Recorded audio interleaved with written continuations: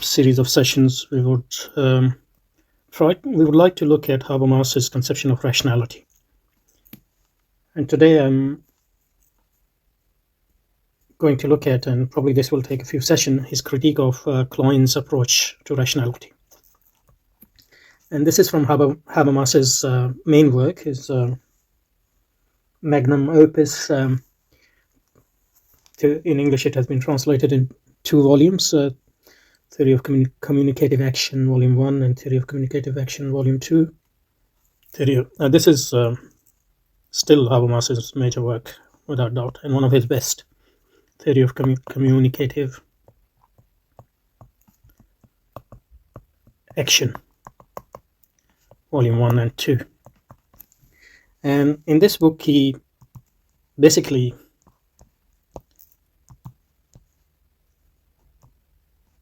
defends the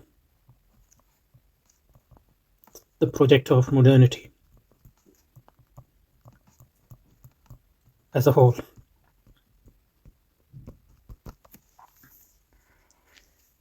And as part of that defense, he also defends the conception of the modernist conception of rationality.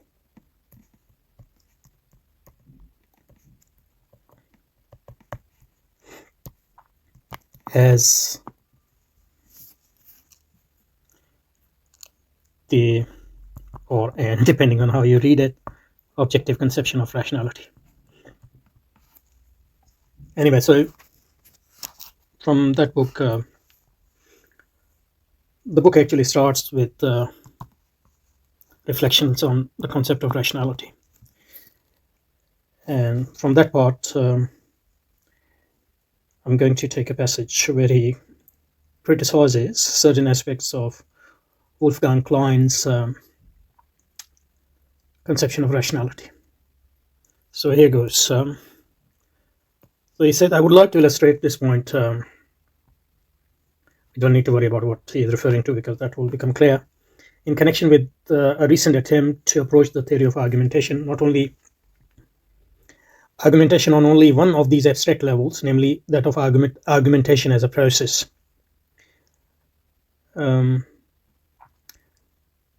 Wolfgang Klein's approach has the advantage of giving consistently empirical scientific twist to questions concerning rhetoric. Klein chooses the external perspective. Whenever Habermas talked about external perspective, he means the perspective of an observer. So you're looking at something from outside without having any clue about its inside, or considering anything from inside of that thing. So external process. So it's not just observational perspective of an observer, but perspective of an observer who doesn't have any inside or internal perspective at all, or if there is, he or she brackets it. So Klein chooses the external perspective of an observer who wants to describe and explain process of argumentation, process of raising claims and then defending claims, giving reasons for those claims, and trying to address the counter reasons if there are any. So in doing so, he does not proceed objectivistically in the sense of regarding only the observable behavior of participants as acceptable data. In doing so, he does not proceed objectivistically in the sense of regarding only the observable behavior of participants as acceptable data under strictly behaviorist assumptions.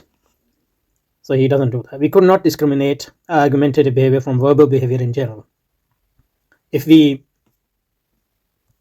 merely took an objectivistic point of view, or point of view of the external observer, we won't be able to differentiate between verbal behavior in general from the argumentative behavior.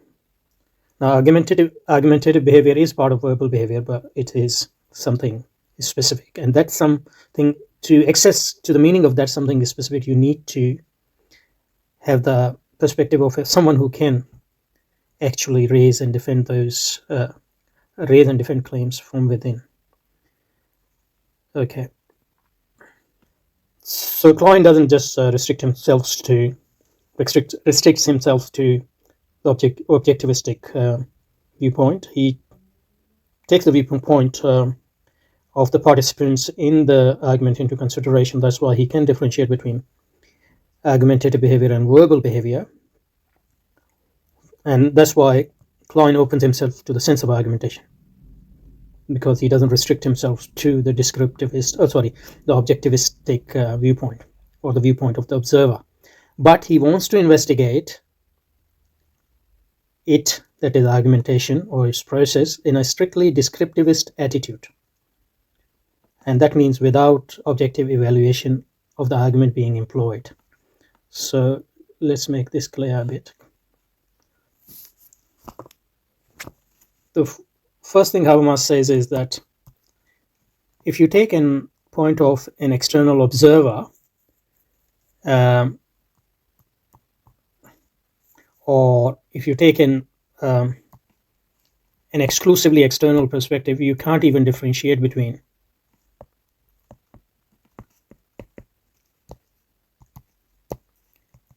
an argument from non-argument.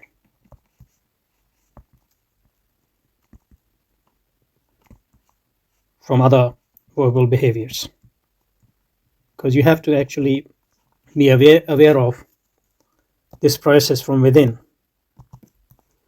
You have to you should have an access to typical human life, social life, in order for you from within, in order for you to be able to differentiate between verbal behavior which is argumentative from a verbal behavior which is non-argumentative. So you can't differentiate between these two behaviors from exclusively external viewpoints. So Klein doesn't do that. So Habermas appreciates that. So Klein here is different from Quine, for example. But according to Habermas,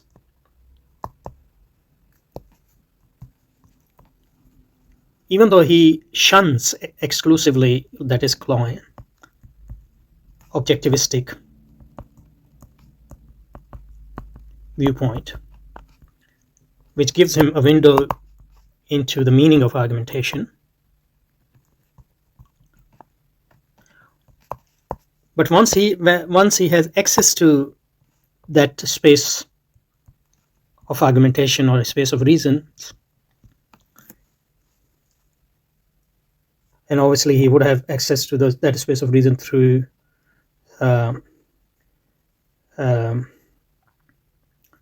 taking performative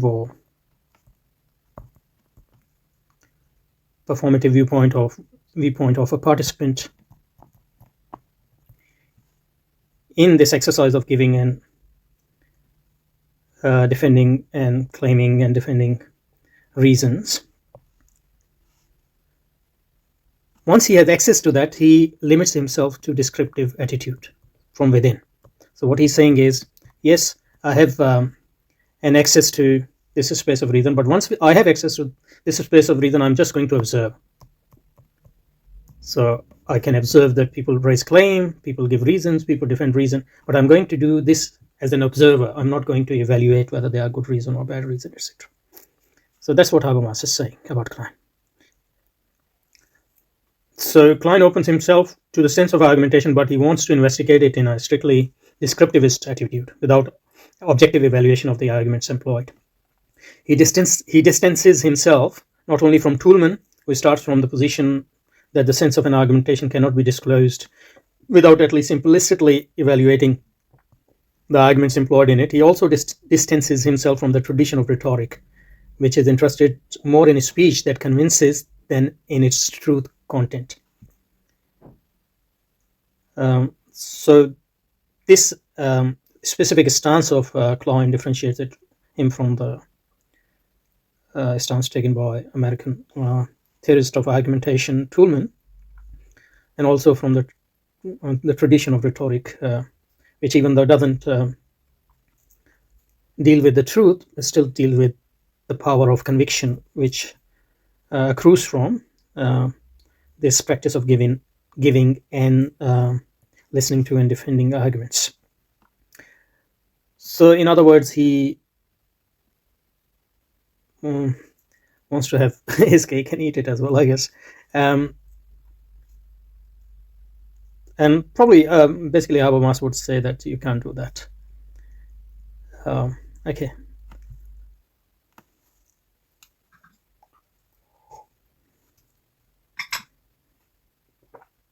Okay, so now Habermas quotes directly from Klein in order to illustrate his point about Klein, that although he doesn't take an objectivistic or descriptive approach from the start, because if he had taken that approach, according to Habermas, he wouldn't have even have access to the meaning of argumentation as a human activity to start with. And that's the right thing to do. So, but once he has an access to that space of argumentation or space of reasons, whatever you want to call it, then he reverts to his descriptivist approach or objectivistic approach. And that would be, as we will see, objectionable to Habermas, because for Habermas that's actually not even possible. Possible in the sense that if you confine yourself to the descriptivist approach, you are going to miss something essential about argumentation, something essential about rationality, something essential about the process or the practice of giving and defending reasons. Okay, so this is Klein's quote from Klein. Toulmin's schema is in a certain respect much closer to actual argumentation than the formal approaches he criticizes. But it is a schema of correct argumentation. So that's Klein criticizing Toulmin. I mean, praising him for actually trying to understand actual argumentation rather than describing in an abstract and formal way what is the correct way to argue or reason as we do in formal logic.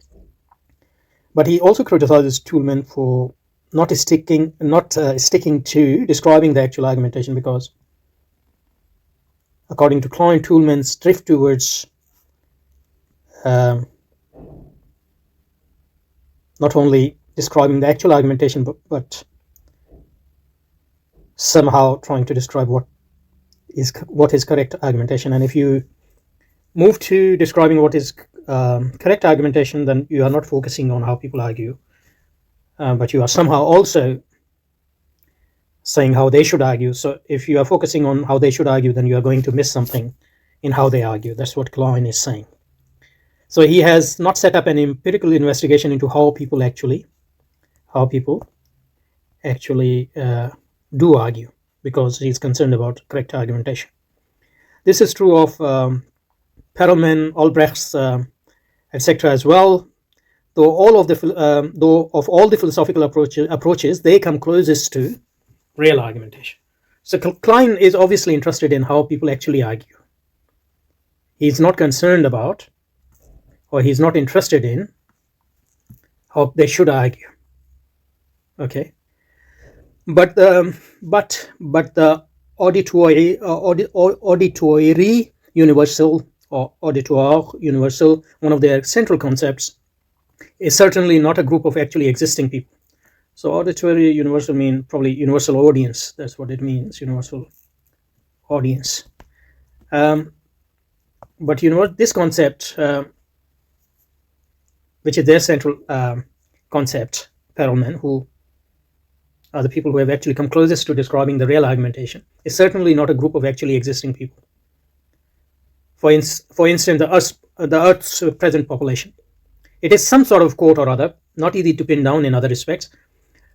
But Klein say, I'm not concerned with what rational, reasonable, or correct argumentation is. I'm not worried about that. I'm interested in how people, dumb as they are, actually argue. So Klein is interested in actual argumentation, and he's saying Toulmin has made some progress towards it, and Perelman et al. have also made some progress towards it, and they are the one who come closest to describing the actual argumentation, but they still fall short. So I'm going to remedy this situation, and I'm going to try to describe how people actually argue.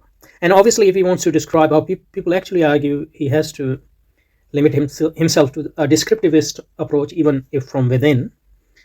So that's what he does, but this is the approach which Habermas would now criticize in turn.